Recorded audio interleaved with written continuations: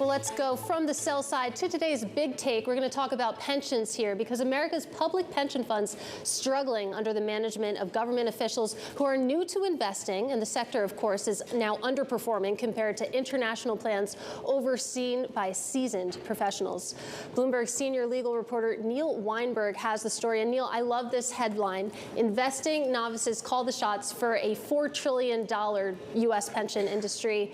Novice. How novice are these novices? Well, in some cases, when people come on the board, there are classes for them. That's Investing 101, stocks and bonds.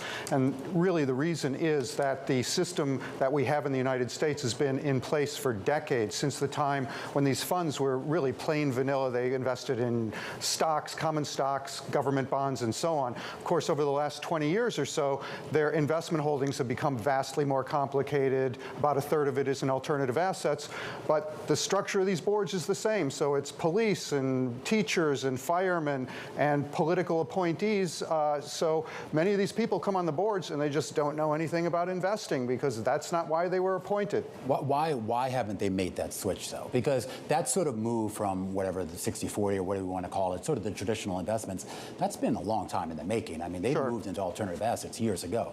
Well, one argument is that these are the people who are most affected by these systems, so the best thing is to have them on the board. Yeah. And the second thing is it's generally carved in stone in state law. And obviously, the people who have the control or the power, the decision-making authority, don't want to give it up easily. So you combine those two things, and like many things in the United States, we might scratch our heads and think, gee, this is kind of an archaic system.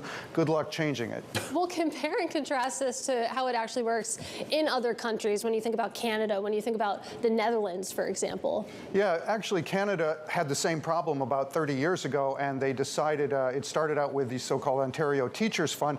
They decided to revamp the board and the structure of the plans. So now they have virtually everyone on the board are financial experts, arm's length, you know, they don't have conflicts of interest.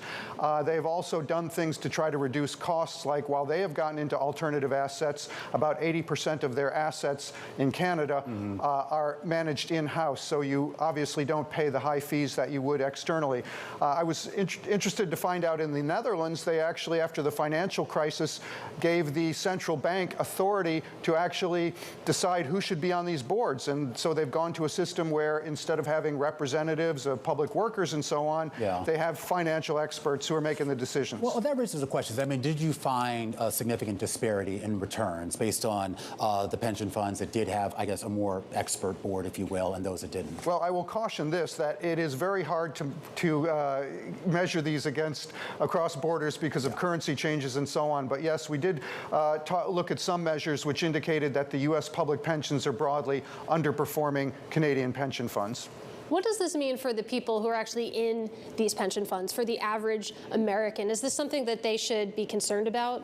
Well, even if you aren't lucky enough to have one of these public service funds, you should care, because these pensions have been consuming more and more of the state budgets, the local budgets. So instead of having the snow plowed on your streets or new roads or new schools, you're paying for pensions for public workers.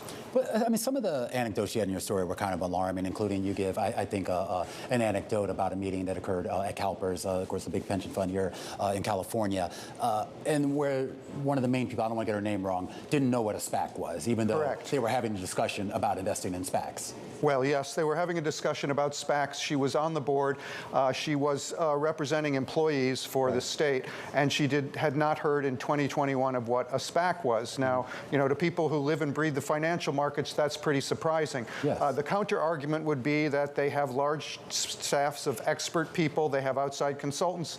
The question is, are those people, maybe they're doing the best job they can, but are they really representing the whole system? That's what the board's supposed to be doing. It's still an alarming story, because at the end of the day, even if they don't know the ins and outs of what a SPAC is or some of the more esoteric issues, they need to be able to make decisions about how to properly invest this money, or at least how to have a strategy for investing the money. Absolutely. And it doesn't sound like some of the people you are citing in this story necessarily had that high level of expertise. Correct. And obviously, if you're talking about the accounting committee in the private sector, you need accounting experts. That isn't necessarily the case with all public funds, which is kind of frightening.